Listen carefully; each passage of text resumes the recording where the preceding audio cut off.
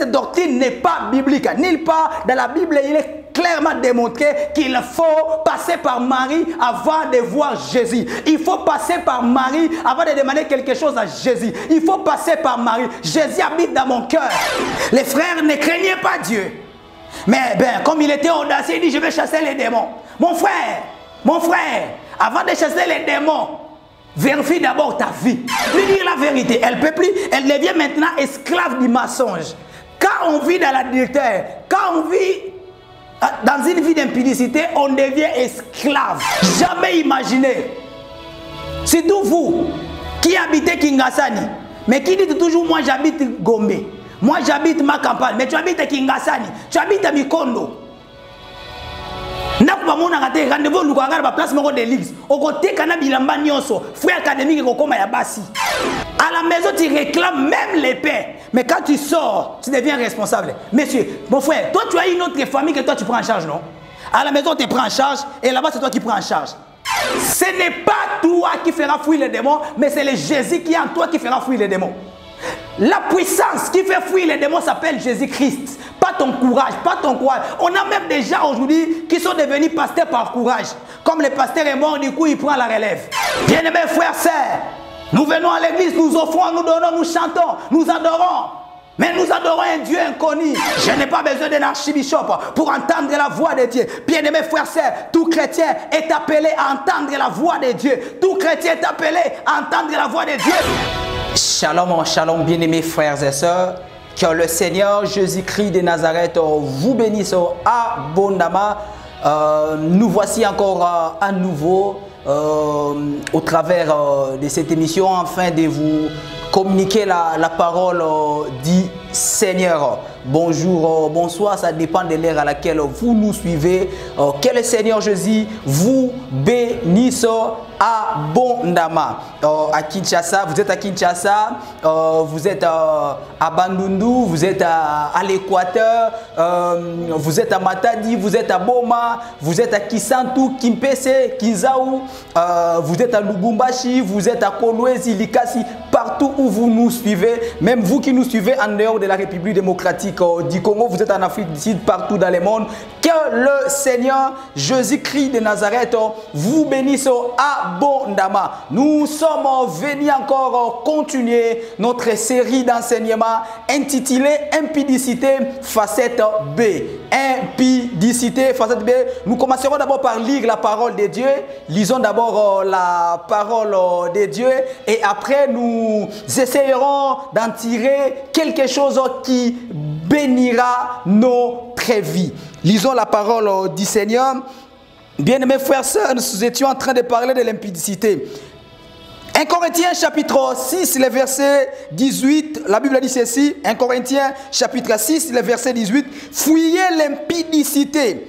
Quelque autre péché qu'un homme commette, ce péché est hors du corps. Mais celui qui se livre à l'impudicité pêche contre son propre corps. Je répète, fuyez l'impudicité. Quelque autre péché qu'un homme commette, ce péché est hors du corps. Mais celui qui se livre à l'impudicité pêche contre son propre corps. Recommandons ce moment entre les mains de Dieu. Père éternel, nous te rendons encore grâce et te recommandons ces instants. Laisse que ces moments soient bénéfiques pour notre foi chrétienne. Laisse que la parole qui sortira nous transforme encore. Que cette portion de critique que nous venons encore de lire, Seigneur, nous métamorphose, nous accorde ta nature. Nous chassons, nous détruisons, nous paralysons toute puissance qui ne confesse pas ton nom. Au nom de Jésus-Christ de Nazareth, nous avons ainsi prié et dit Amen. Bien-aimés frères et sœurs, je l'avais dit la fois passée que quand l'apôtre Paul écrit aux Corinthiens, en réalité, les épîtres pauliniennes, voilà, les épîtres pauliniennes ne sont que des réponses ou encore des réactions de l'apôtre Paul au regard des situations qui rongeaient l'église de Corinthe. Quand l'apôtre Paul va se décider d'écrire quasiment des épîtres à cette église, l'objectif principal, primordial, central, principal était d'abord de pallier toutes les situations qui dérangeaient l'église de Corinthe. Je l'avais dit là à l'émission précédente que l'église de Corinthe n'était pas cette église n'était pas que cette église où l'apôtre Paul nous dit au début, une église qui manquait aucun don spirituel, une église charismatique, une église qui avait tous les dons, une église où les gens manifestaient la vie de Dieu. Mais cette église était aussi malade. Elle avait aussi une maladie ou encore des maladies qui la dérangeaient. Et l'unique maladie n'était pas que la division qui rongeait cette église. Il ne faut pas oublier, l'apôtre Paul au début est en train de pallier la situation qui dérangeait cette église. Une grande maladie où il y avait des groupes au sein de l'église. Une partie des gens disaient, nous sommes de Paul, une autre partie, nous de Pierre, une autre, nous d'Apollos. Et l'apôtre Paul a essayé de remédier face à cette situation, d'amener une solution palliative. Mais une autre maladie qui dérangeait cette église, c'était l'impudicité. Bien-aimés frères et sœurs, ici, l'apôtre Paul est en train de dire aux chrétiens qui habitaient Corinthe, fuyez l'impudicité. Fuyez l'impudicité. Ici, l'apôtre Paul va utiliser le verbe fuir. Il ne dira pas, séparez-vous de l'impudicité. Refusez l'impudicité. Mais l'apôtre Paul va utiliser le verbe fuir. Le verbe fuir signifie s'éloigner à toute vitesse. C'est ça, fuir. Donc s'éloigner d'une chose, mais avec une seule particularité, en toute vitesse. Ne pas s'éloigner naturellement, normalement, régulièrement. Mais s'éloigner en toute vitesse. Fuyez l'impudicité, fuyez l'impudicité. Quand nous lisons les épîtres pauliniennes, c'est à des reprises que l'apôtre Paul va utiliser l'impératif du verbe fuir. Il a parlé de fuir d'abord l'idolâtrie, fuyez l'idolâtrie et fuyez l'impudicité. Mais ce qui nous intéresse beaucoup plus ici, c'est l'impudicité. Facette B. Je parlais de la facette A. La facette A est une facette où, quand on regarde la fille, on se dit, waouh, elle est belle, elle est jolie. Ah, je peux sortir quand même avec elle. Ah, je peux la dribbler, même sans l'argent. Bon, je la donnerai 5 000, je sortirai avec elle. Ce n'est pas un problème, tu vas la donner 5 000. Ah, elle est compréhensive, elle a accepté 5 000. Je pensais qu'elle me demandera 10 $. Ce n'est pas un problème, elle a accepté 5 000, mais tu es resté des fois avec des problèmes spirituels qui dérangeront toute ta vie. Moi, j'ai connu des hommes qui étaient tellement chanceux, des hommes qui faisaient des choses, qui évoluaient, qui avançaient. Mais après avoir sorti, après avoir entretenu une relation amoureuse avec une fille, du coup, tout a été basculé dans sa vie. L'homme qui touchait quand même facilement l'argent va tomber dans une misère, ça va tomber dans des problèmes financiers très graves. On a même vu des entreprises s'effondrer. Pourquoi? Parce que les directeurs de cette entreprise étaient sortis avec une fille quelconque. Parce que le directeur a entretenu des relations avec une fille. Et une fille toxique, je dirais. Une fille qui était conduite par des esprits mauvais. Bien-aimés frères, sœurs, à chaque fois que tu verras une femme se laisser elle-même auprès de toi, ne trouve pas cela comme une bonne occasion. Ah, je suis chanceux. Tu n'es pas chanceux, tu es malheureux. Il faut voir toujours l'esprit qui dirige cette fille. Il y a des filles qui sont comme ça, qui ne demandent rien. Elle est juste un instrument que le diable se sert pour détruire des destinées. Je vous dis, frère, on est en train de dire tout le temps, ah, le Congo ne marche pas, le Congo, le Congo. Non, il n'y a pas que des problèmes économiques, il n'y a pas que des problèmes physiques, mais il y a aussi des problèmes spirituels. Derrière toute femme, il y a un esprit. Derrière, je dirais même, tout être humain, il y a un esprit. Si pas l'esprit de Dieu, c'est l'esprit du diable. Si la personne n'est pas conduite par l'esprit de Dieu, cette personne est conduite par des esprits démoniaques. Une personne qui est conduite par l'esprit de Dieu ne peut en aucun cas laisser son corps à un homme qui ne l'a pas encore épousé, une femme qui est conduite par l'Esprit de Dieu, ne peut en aucun cas laisser son corps à un homme qui ne l'a pas épousé. Donc quand une femme accepte de donner son corps à un homme qui ne l'a pas encore épousé, ça signifie que cette femme-là n'a pas, cette femme ou cette fille-là n'a pas l'Esprit de Dieu. Par contre, elle a l'esprit démoniaque, elle a l'esprit satanique. Mais j'aimerais me focaliser Bien-aimés frères et sœurs, sur la facette B. J'ai parlé de la facette A, mais parlons maintenant de la facette B. Bien-aimés frères et sœurs, l'impudicité est un péché qui endommage les 3 parties du corps humain. Ou encore, parlons de l'homme, ok? Qui endommage les 3 parties de l'homme. Ce qu'il ne faut pas ignorer, c'est que l'homme est triparti. L'homme a un corps, l'homme a une âme et l'homme a un esprit. Lorsqu'un homme tombe à l'impudicité, les 3 aspects de l'homme sont affectés, sont influencés. Il y a des conséquences au niveau de l'esprit de l'homme, il y a des conséquences au niveau de son âme et des conséquences au niveau de son corps.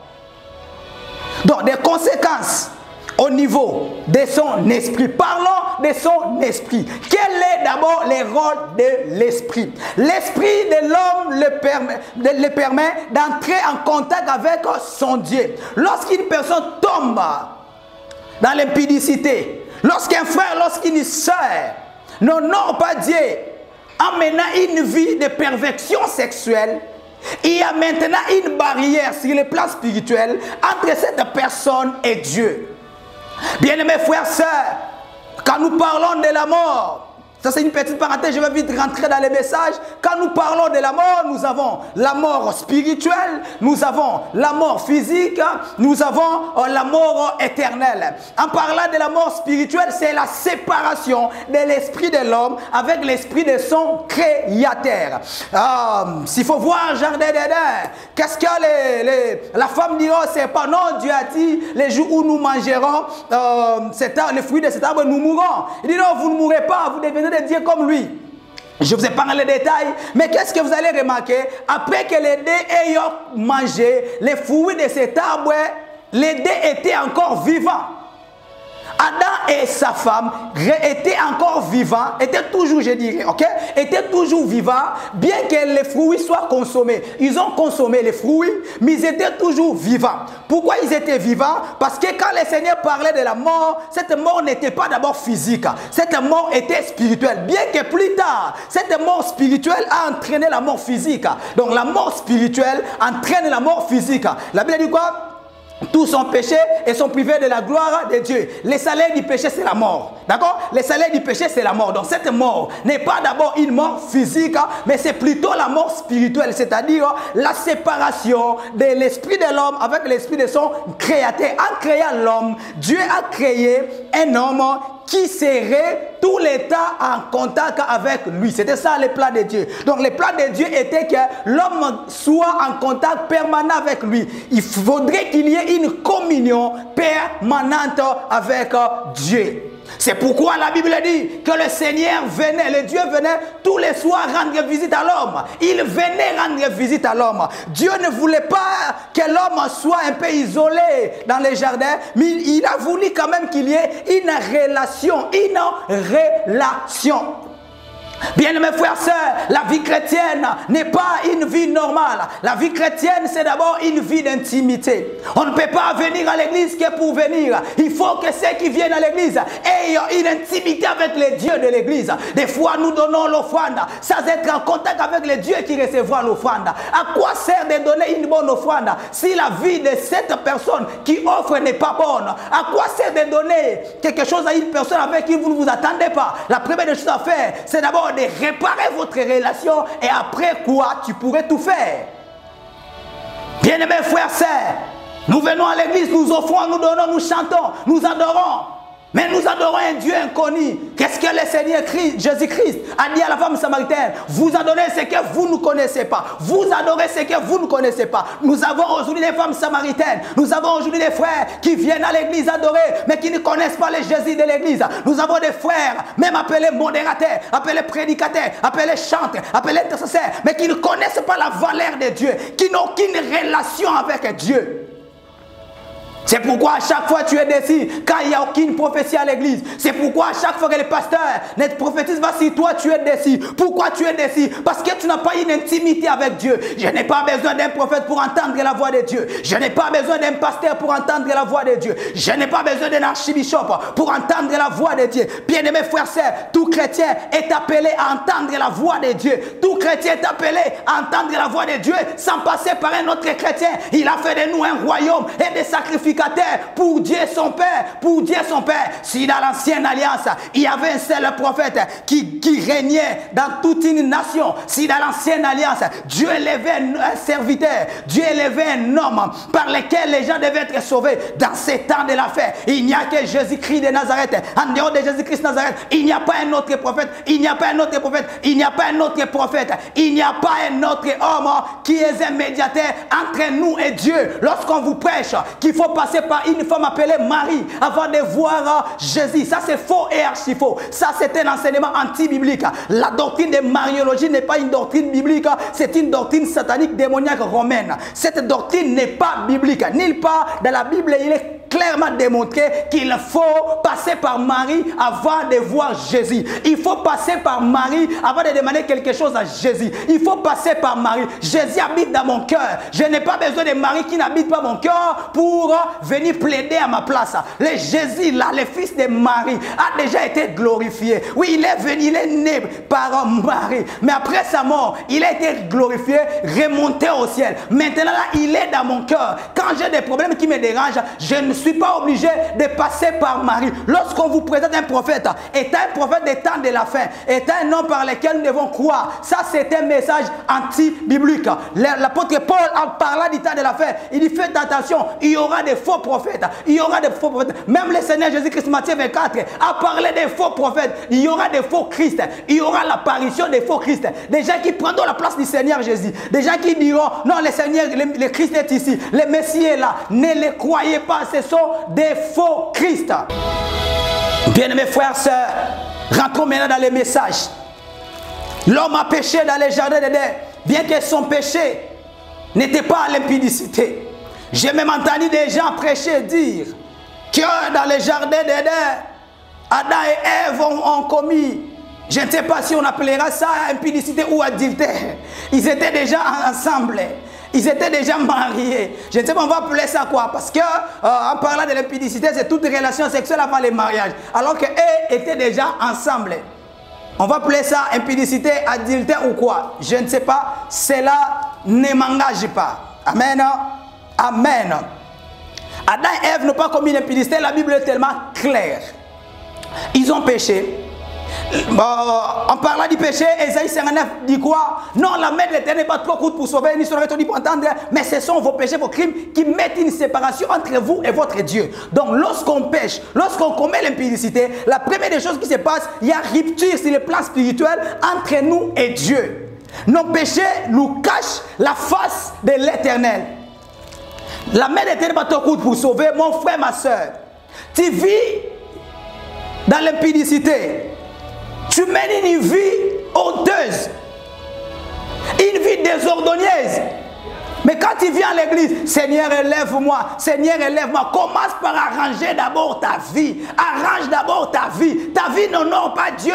Quand tu viens à l'église, ne viens pas avec la liste des besoins. Viens d'abord confesser. Viens d'abord dire, Seigneur, aie pitié de moi. Aie pitié de moi. Aie pitié de moi. La main de l'Éternel n'est pas trop courte.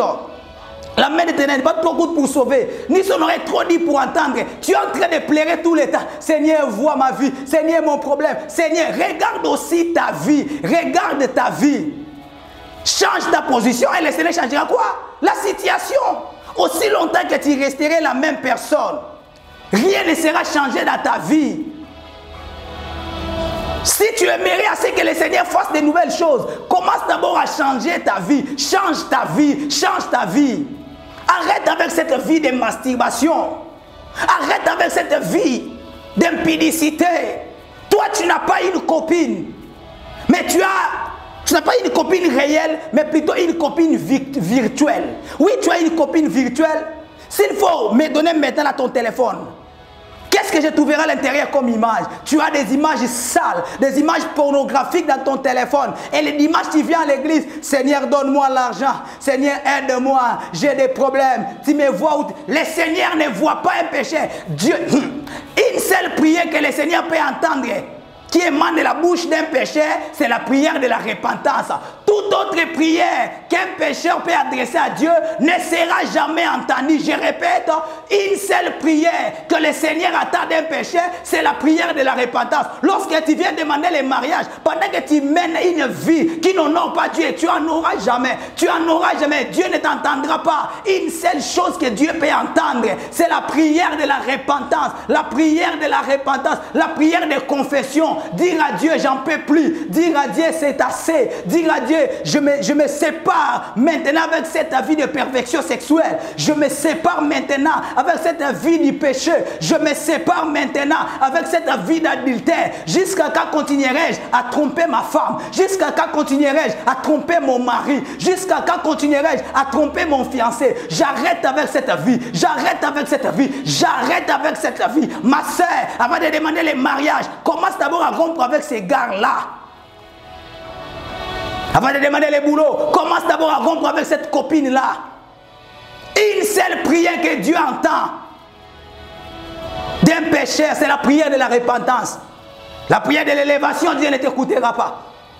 Tu demandes quoi la gloire, tu n'en auras jamais. Comme les points de la vie chrétienne ne commence pas par autre chose. La vie chrétienne commence toujours par la croix. Une vie chrétienne qui ne commence pas par la croix n'est pas une vie chrétienne. Car la véritable vie chrétienne doit commencer par la croix. Il n'y a pas de roses sans épines. Le point de départ de la vie chrétienne, c'est la croix. C'est la croix. C'est la croix. C'est la croix. De la même manière que Moïse devait frapper les rochers pour que les rochers libèrent de l'eau.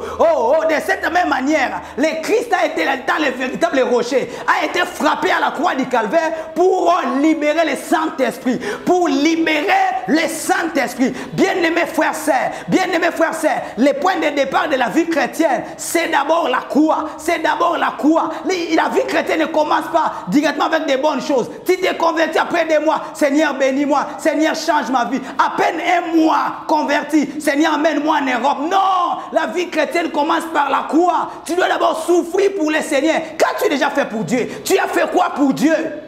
Moi, ça m'a toujours étonné de voir quelqu'un se convertir 1 semaine après. Seigneur, les mariages, donne-moi les mariages. Seigneur, ma soeur, tu as d'abord besoin de créer une intimité avec Dieu. Arrête avec ça. Arrête de déranger Dieu. Arrête.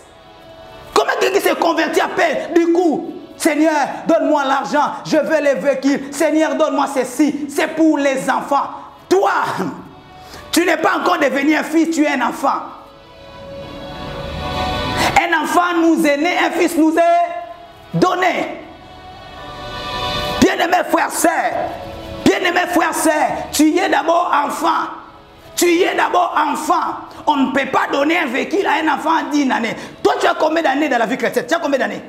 Tu as combien d'années? 2 ans de la vie chrétienne, tu demandes déjà un mariage. Est-ce qu'une fille de 2 ans peut se marier? On peut donner le mariage à un monsieur de 2 ans. Un enfant de 2 ans n'a pas besoin du mariage. Grandis d'abord. Grandis d'abord. Tu vas me dire, pasteur, j'ai fait 10 ans à l'église. Tu as fait 10 ans à l'église, mais depuis que tu t'es converti, à peine 3 ans. Oui, tu as fait 7 ans et tu as paillé à l'église. Tu as fait 7 ans et tu as paillé à l'église. Tu n'as jamais été chrétien bien que tu visitais l'église. Visiter l'église ne suffit pas. Venir à l'église est une chose, mais rencontrer le Jésus de l'église en est une autre. Tu as combien d'années dans la vie chrétienne? Tu as combien d'années? La première année, c'est...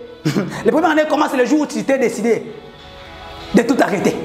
Le jour où tu as dit, j'arrête avec la masturbation, j'arrête avec l'impudicité, j'arrête avec les vols, j'arrête. Si tu n'as jamais dit j'arrête, tu es toujours dans les ventres. Tu n'es même pas encore né. Tu n'es même pas encore né. Tu n'es même pas encore né. Bien que tu sois à l'église, tu es un païen. Si Jésus revenait maintenant, tu iras en enfer. Oui, si Jésus revenait maintenant, tu iras en enfer. Vous savez, le problème maintenant, c'est quoi? Le problème, c'est que nous, hommes de Dieu, avons besoin de la foule. Et nous ne vous prêchons plus cet évangile pire là. Nous ne vous prêchons plus cette bonne nouvelle qui devrait quand même vous sauver. Nous commençons à vous cacher des choses.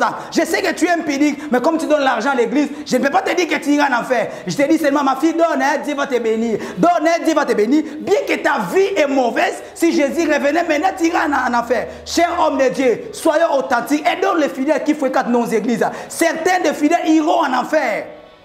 Ayons le courage de leur dire droit aux yeux comme ça. Tu les regardes droit aux yeux, tu lui dis ma fille, si tu ne te convertis pas, tu iras en enfer. Bien que tu es partenaire, bien que tu soutiens mon ministère, bien que tu donnes tout, tu as un don de libéralité. Mais si tu n'acceptes pas Jésus, tu finiras en enfer. Et aujourd'hui, il y a même des fidèles, lui n'a pas d'église, mais il n'envoie que des dîmes.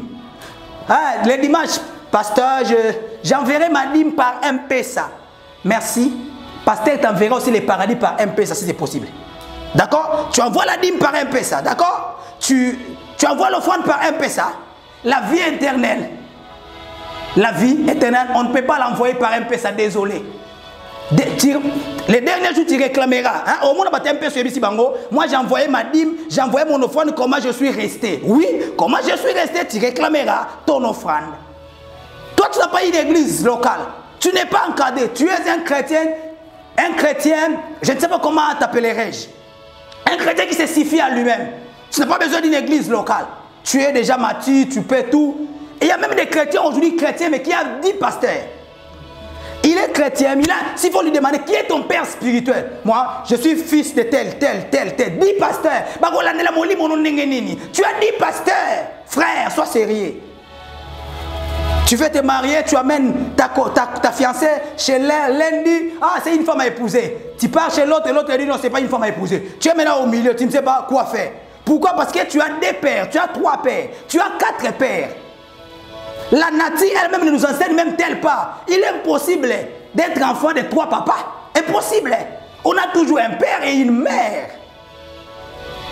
On a toujours un père et une mère. Qui est ton père spirituel? Qui t'encadre, toi? Qui t'encadre? Qui t'encadre? Qui t'encadre? Qui t'encadre? Mon frère, ma soeur, si ton pasteur a honte et te dit que tu iras en enfer, moi je te dis tu iras en enfer. Tu iras en enfer. Et ce qui est grave, c'est quoi? Peu importe l'évolution de la technologie, l'enfer ne sera jamais climatisé. Même si Bill Gates appelait les grands informaticiens du monde pour voir quoi faire pour climatiser, l'enfer ne sera jamais climatisé.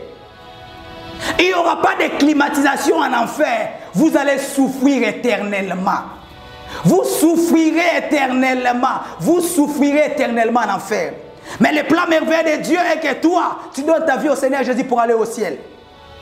De Pierre 3,9, la Bible dit, non, il ne tarde pas dans l'accomplissement de la promesse, mais il lise des pensées envers vous, ne voulant pas qu'aucun périsse, mais que tous parviennent à la repentance. C'est ça la pensée de Dieu.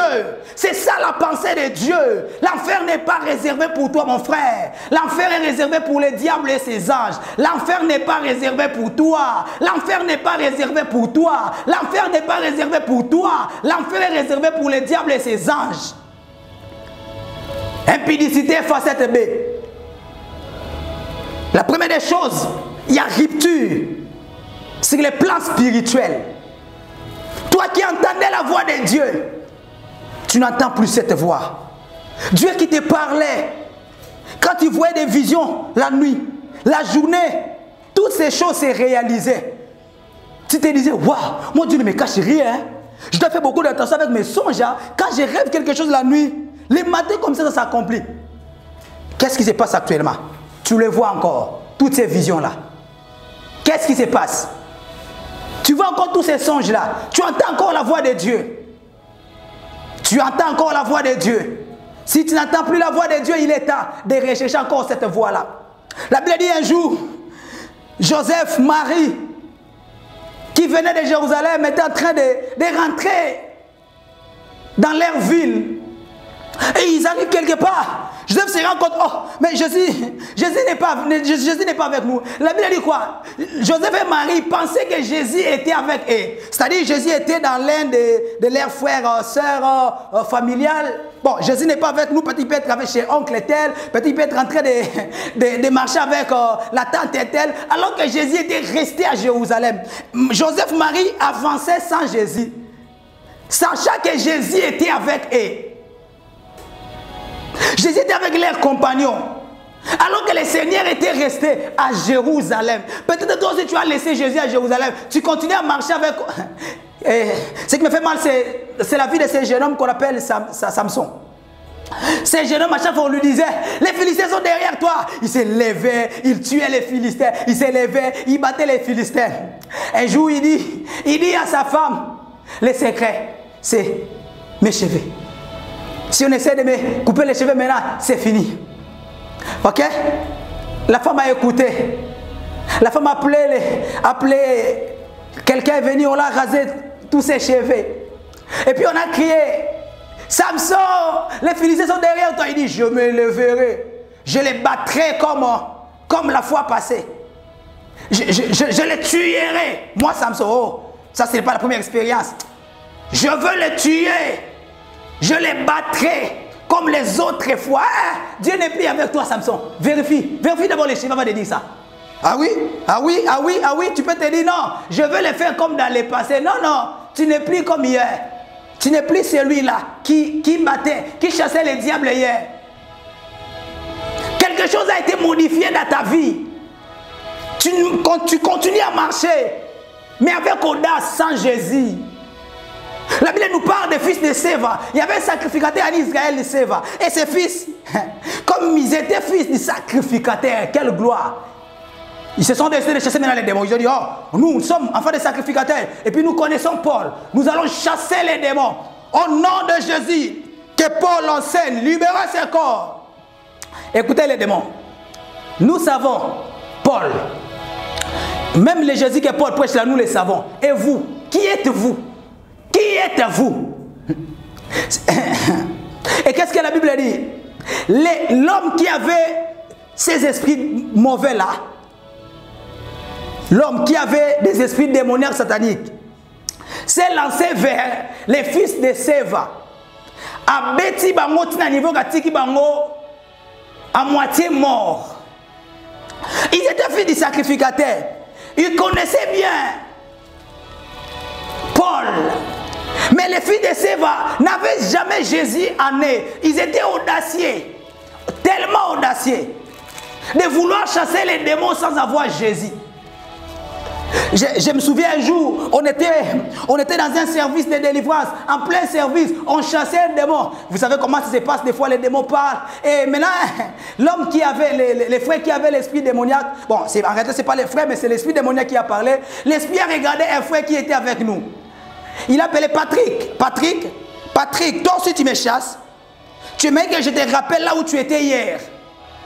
C'était devenu sérieux. Les démons ont reconnu Patrick. Il a appelé Patrick. Il dit, Patrick, toi aussi tu me chasses.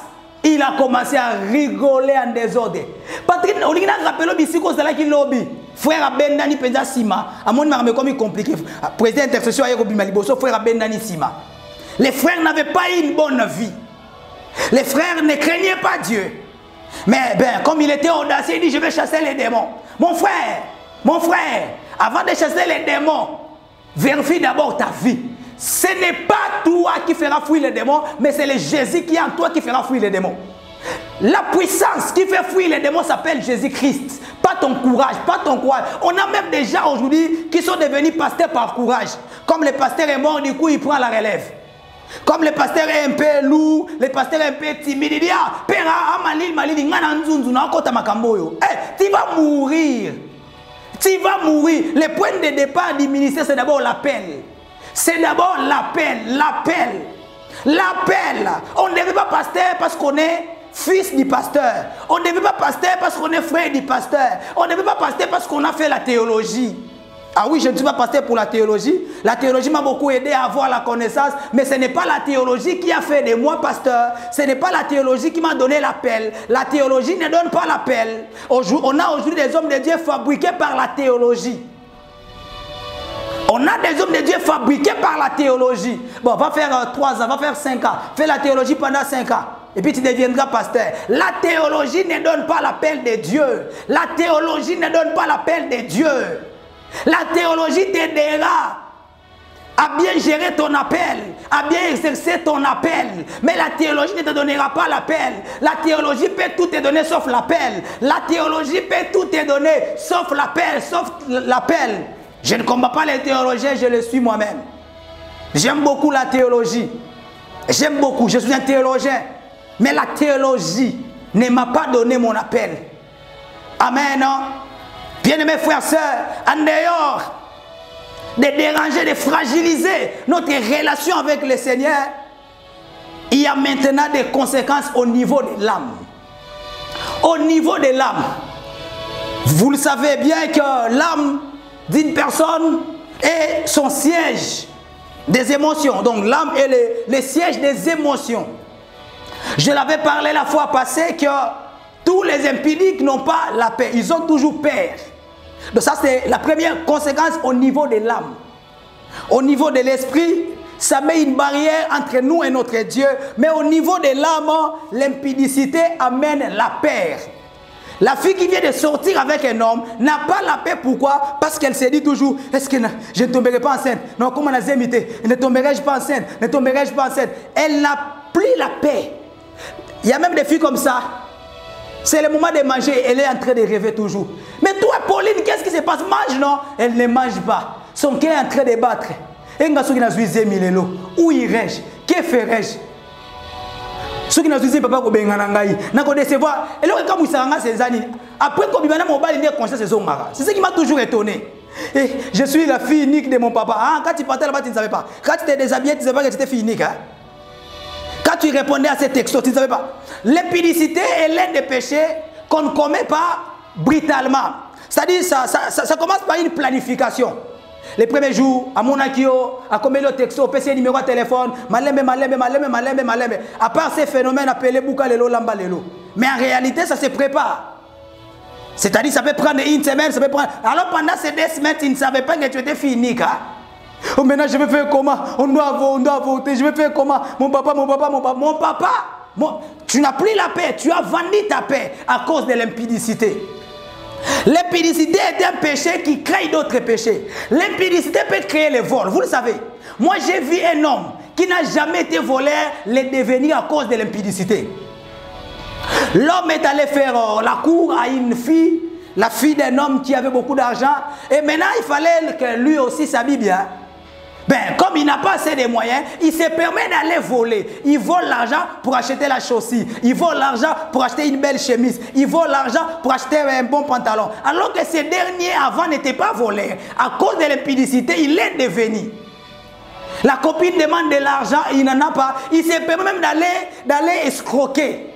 Il dit à son ami, donne-moi, prête-moi quelque chose, je vais rembourser demain. Il prend et puis il fuit. Quand son ami l'appelle, je te rappellerai. Il est devenu escroc. Un homme qu'on considérait sérieux devient escroc juste par l'impudicité. Bien aimés frères et sœurs, une fille qui ne mentait pas, a commis maman lokuta. Oh tiabi, na kosoma, mungu ezaka na suka na porta wala, était ses aote, était sur kanga mungu amuke. Donc, elle est venue dans un rendez-vous, elle provient d'un rendez-vous. Elle ne peut plus dire la vérité. Elle devient maintenant esclave du mensonge. Quand on vit dans l'adultère, quand on vit dans une vie d'impudicité, on devient esclave. On devient esclave.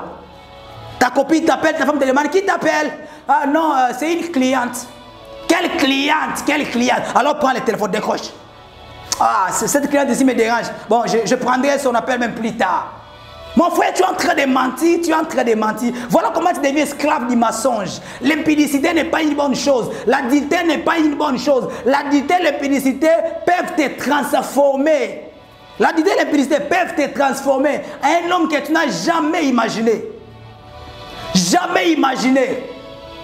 Surtout vous qui habitez Kingasani, mais qui dites toujours, moi j'habite Gombe, moi j'habite ma campagne, mais tu habites Kingasani, tu habites à Mikondo. Rendez-vous nous regarde la place de l'église. Au côté Kanabilamba Nyonso, frère académique comme Yabasi. Il y a même des hommes comme ça qui ont raté leur destinée. Papa donne les frères académiques, il prend les frères académiques, il soutient quelque chose pour donner à la copine. J'ai même entendu quelqu'un dire, je suis en train de scolariser ma copine. J'ai dit, toi tu as la folie. Ah oui, ça c'est une pire folie. Scolariser une copine. Aux années Mamarosala, attends quand tu es un peu sous un angoté, attends quand tu es un peu sous un angoté, bon aux années Maroka y a sa copine. Zwambongo wana, quel lukata Ophelina pesa. Ah oui. Donne cet argent même dans un Ophelina. Scolariser une copine. au Congo, scolariser, acheter les supports d'une copine. Mon frère, tu es en train de gaspiller ton argent inutilement. Tu les regretteras plus tard. Tu les regretteras plus tard. Et qu'est-ce que tu fais? Tu donnes à la copine l'argent. Pendant qu'à la maison, maman n'a pas quelque chose à manger. Ta propre maman n'a rien à manger. Tu rentres à la maison, tu deviens enfant. Quand tu sors de la maison, tu es responsable. À la maison, tu es enfant, on te donne même les pains. À la maison, tu réclames même les pains. Mais quand tu sors, tu deviens responsable. Monsieur, mon frère, toi, tu as une autre famille que toi, tu prends en charge, non? À la maison, on te prend en charge et là-bas, c'est toi qui prends en charge. Tous les jours, on te nourrit. Là-bas, toi, tu nourris les gens. Là-bas, tu donnes à manger. Là-bas, tu es boss. Tu es boss. Maman et Makala. La pauvre femme se bat. Elle te donne les frais académiques. Tu prends gosse, on vous demande 200 000. Tu dis à la pauvre maman, on a demandé 400 000. Mon frère. Mon frère. Cette pauvre dame est en train de souffrir. Peut-être elle est aussi veuve. Elle est veuve. Elle n'a pas de moyens, elle souffre. Elle te donne les paix. Tu prends, tu trouves bon d'aller partager aux copines. Tu n'as même pas un travail, mais 5 copines. Toi, tu n'as pas un travail, mais 5 copines. Comment tu gères les 5 copines? Comment tu fais? Ma soeur, comment tu fais pour être triple sim? Tu fais comment? Il y a des filles comme ça. Oui, il y a de telles filles où elle a 3 copains, mais les 3 copains ne sauront jamais que nous sommes 3. Donc elle est intelligente. Mais elle est dans la classe à Zaranangote. Dans la classe à 10 sur 10. Mais elle est là, c'est son domaine. Elle est très intelligente. Elle sait comment répondre. Elle sait comment gérer les 3. Eh, ma soeur, si tu ne te convertis pas, tu iras en enfer. Que Dieu nous bénisse abondamment pour aujourd'hui. Nous arrêterons ici. Nous continuerons plus tard, le jour où le Seigneur nous fera grâce, sur le 3e aspect. Nous avons parlé sur l'aspect spirituel, au niveau de l'âme, donc spirituel, émotionnel, et puis nous parlerons des conséquences corporelles. Tu peux tomber enceinte, tu peux avoir une maladie. On en parlera très prochainement. Que Dieu vous bénisse partout où vous nous suivez. Notre numéro WhatsApp est là. Notre numéro WhatsApp est là affiché. Veuillez nous appeler partout où vous nous avez suivis. Que le Seigneur Jésus-Christ vous bénisse abondamment. Vous qui nous suivez à partir des bandes de nos villes, vous êtes tellement nombreux que le Seigneur vous bénisse abondamment. Vous qui nous suivez ici à Kinshasa, en dehors de la République démocratique du Congo, que le Seigneur vous bénisse abondamment. L'église La Réforme est située au numéro 13 de l'avenue Lubisi, quartier de l'école commune Lemba. Que le Seigneur vous bénisse, que le Seigneur vous récompense. Il nous appelait pour un seul message dans cet temps de la fin, ramener encore les cœurs de plusieurs dans sa présence. Bien-aimés frères et sœurs, l'heure est grave. Jésus revient bientôt. Jésus revient bientôt. Jésus revient bientôt. Observons, bien-aimés frères et sœurs, la manière dont les choses sont en train d'évoluer dans cet temps de la fin. C'est tellement grave, c'est tragique, bien-aimés frères et sœurs. C'est des fois mortifiant. C'est mortifiant de voir même des choses qu'on pouvait pas faire autrefois, des choses qu'on refusait autrefois, des choses qui nous énervaient autrefois, mais l'autre comme ça fait tellement mal. L'église de la Réforme a une seule mission dans cet état de la fin, c'est de revivre l'église primitive. Revivre l'église primitive dans cet état de la fin, ramener encore les enseignements apostoliques. Prêcher comme Paul, prêcher comme Pierre, prêcher comme Matthieu, prêcher comme tous ces premiers chrétiens qui étaient passionnés des âmes. Une seule chose les motivait, les salut des âmes. Ils étaient là pas pour autre chose, pas pour l'argent, pas pour les mariages. Ils étaient là juste pour gagner des âmes, gagner des âmes. Bien-aimés frères et sœurs, il y a des gens qui sont autour de nous, mais qui meurent sans le Seigneur Jésus. Soyons évangélistes. N'attendons pas une organisation quelconque à l'église pour évangéliser, pour gagner des âmes. Étant chrétiens, nous sommes appelés à faire de toutes les nations des disciples. Que le Seigneur vous bénisse abondamment. C'était votre bien-aimé le pasteur David Kimbani, responsable de la communauté La Réforme. Mon frère, ma soeur, si tu rates le paradis, tu ne rateras jamais l'enfer. Si tu rates le paradis, tu ne rateras jamais l'enfer. Si tu rates le paradis, tu ne rateras jamais l'enfer. Maranatha. Bye bye.